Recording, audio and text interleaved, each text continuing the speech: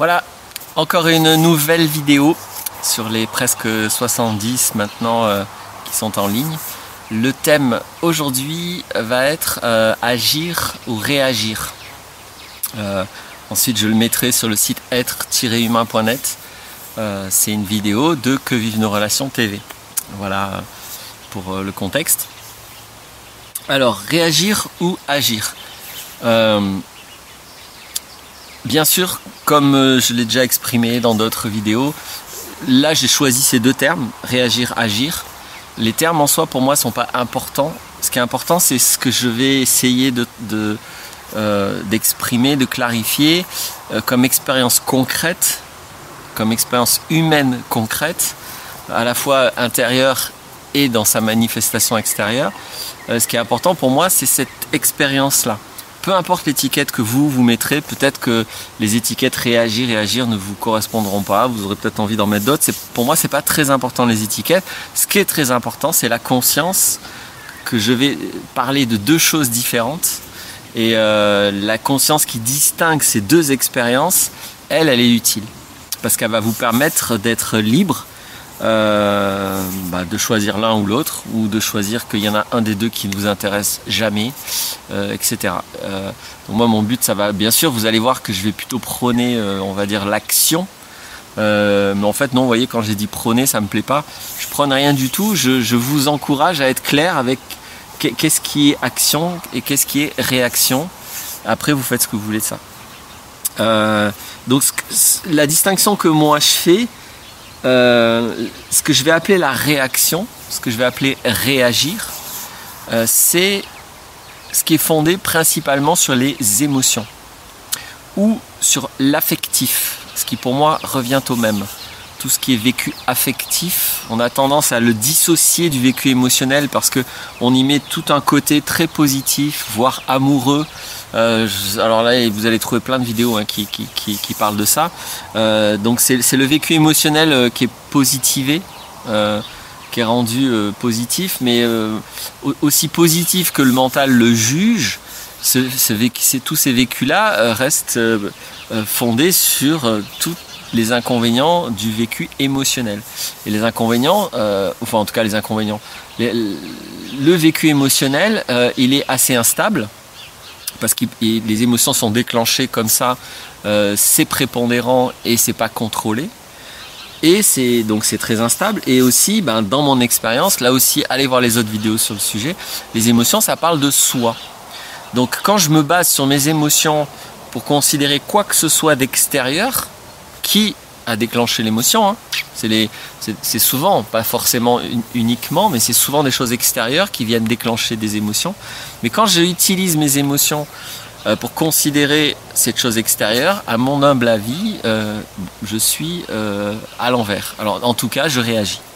Les émotions, elles ont une intensité et elles ont aussi une mémoire. Une émotion, c'est quelque chose qui est relié à des vécus précédents. Si moi j'ai une émotion à un moment donné, c'est uniquement relié à mon histoire personnelle. C'est par rapport à mon histoire personnelle que moi j'ai telle émotion et un autre devant la même situation, il n'aura pas cette émotion, il en aura soit une autre, soit à la place, il sera tout à fait tranquille. Donc le vécu émotionnel, il est forcément relié à la mémoire, il est forcément pris dans tout un schéma affectif, émotionnel, et cette prise-là va forcément déformer aussi en partie les choses.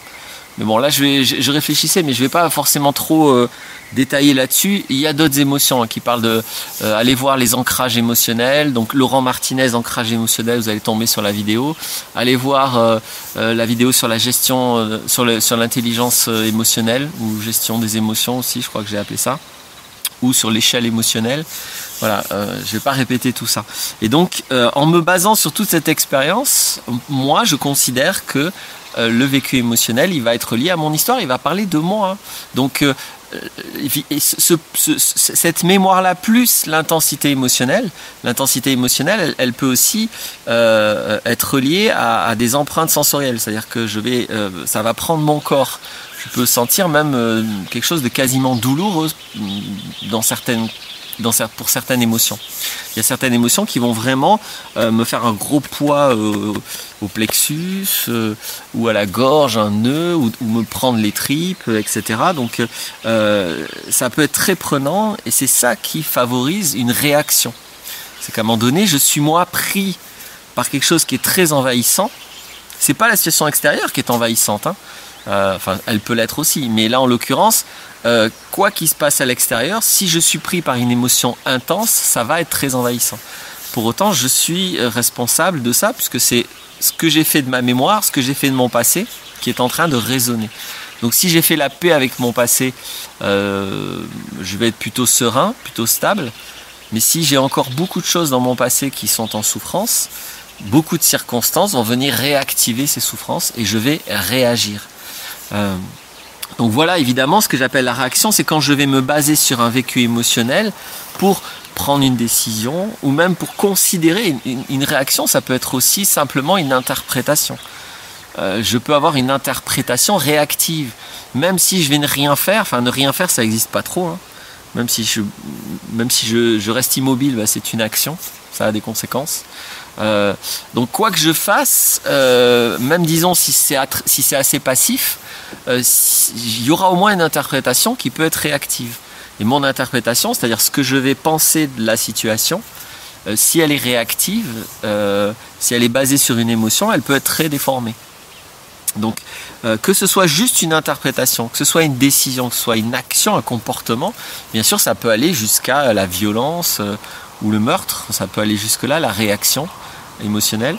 Donc je suis dans la réaction, je suis en train d'être réactif. Le pendant, c'est d'être actif ou d'être dans l'action. Pour moi, ce que j'appelle être dans l'action ou être actif, c'est lorsque je me fonde non pas sur mes émotions, mais sur... alors j'hésite, mais bon, je vais le dire comme ça après, pareil, vous irez regarder les vidéos qui précisent. C'est lorsque je me base sur la conscience, c'est-à-dire la conscience que j'ai de tout ce que je vis, mes émotions, d'accord, mais aussi mes sensations et aussi mes idées. C'est-à-dire qu'en tant qu'humain, j'ai la capacité d'avoir conscience de mon flux émotionnel, de mon flux mental et de mon flux sensoriel. Et donc c'est sur ça que je peux me baser pour agir. Là, l'action va être plus sereine. Même si éventuellement il y a une émotion, je vais être suffisamment en recul. Des fois c'est possible, des fois c'est pas possible. Mais si c'est pas possible sur le moment, je peux reporter mon action. Ça, des fois, c'est difficile de faire ça selon les circonstances, mais des fois c'est tout à fait possible. Donc dans tous les cas, l'action, elle procède de quelque chose de serein. Ça ne veut pas dire que je suis toujours serein, hein. Pas des grands sages, en tout cas moi je ne suis pas un grand sage, donc j'ai des émotions. Peu importe si j'ai des émotions, j'essaie de faire de mon mieux pour fonder mes décisions, mes interprétations et mes comportements par rapport à quelque chose qui est serein en moi.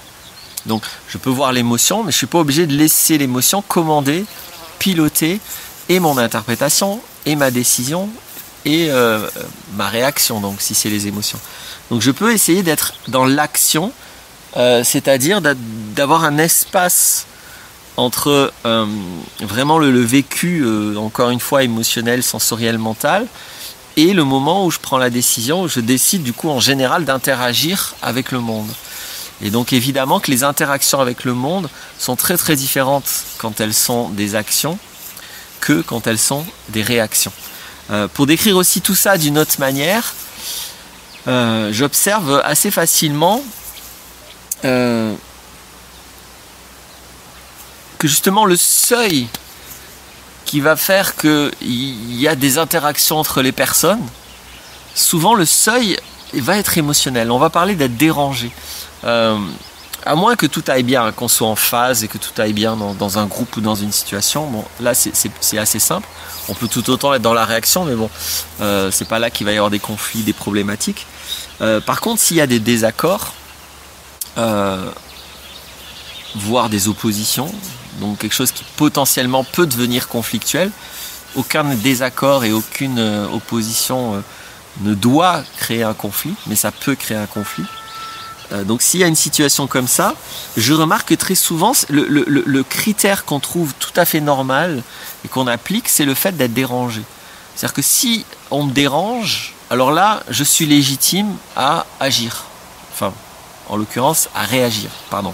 Parce que je suis dérangé, il y a quelque chose d'émotionnel.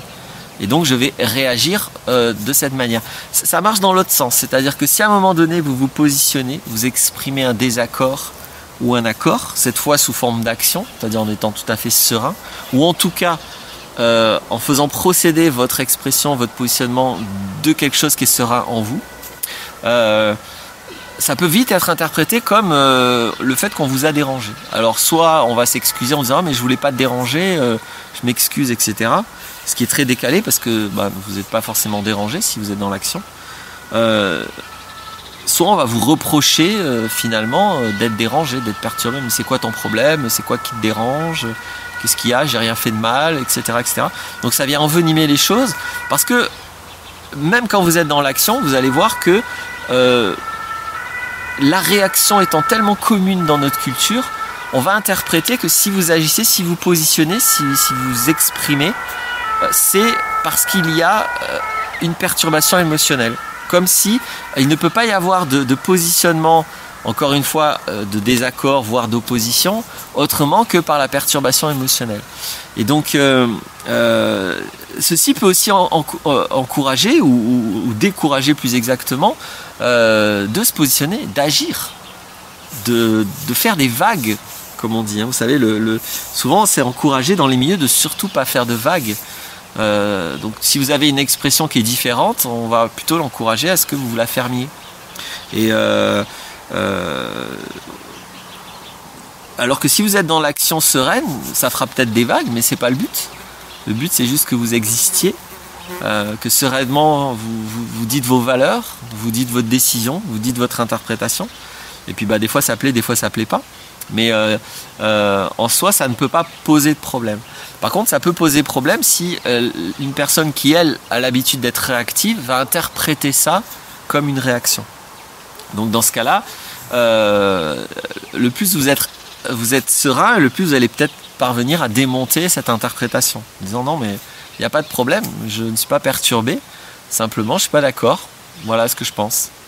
Voilà. Ça peut remettre les choses à plat, de bien redire attends, non, il n'y a pas de problème, il y a juste moi qui m'exprime. Ça c'est quelque chose qui n'est possible que quand on est dans l'action. Quand on est dans la réaction, de toute façon on est pris nous aussi dans le truc et on a un problème, on est perturbé et on va se défendre en fait.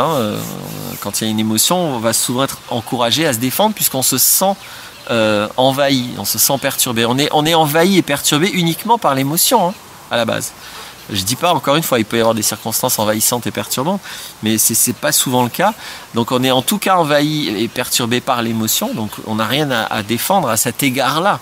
Il y a peut-être quelque chose à l'égard de la réalité ou du comportement de l'autre qu'on aurait à défendre, mais là encore, le plus vous êtes dans l'action sereine, le plus vous allez être efficace, à la fois à évaluer les choses et donc à la fois à vous positionner de manière adaptée et surtout conforme à vos valeurs et peut-être aux valeurs de l'autre, ça si vous voulez les considérer.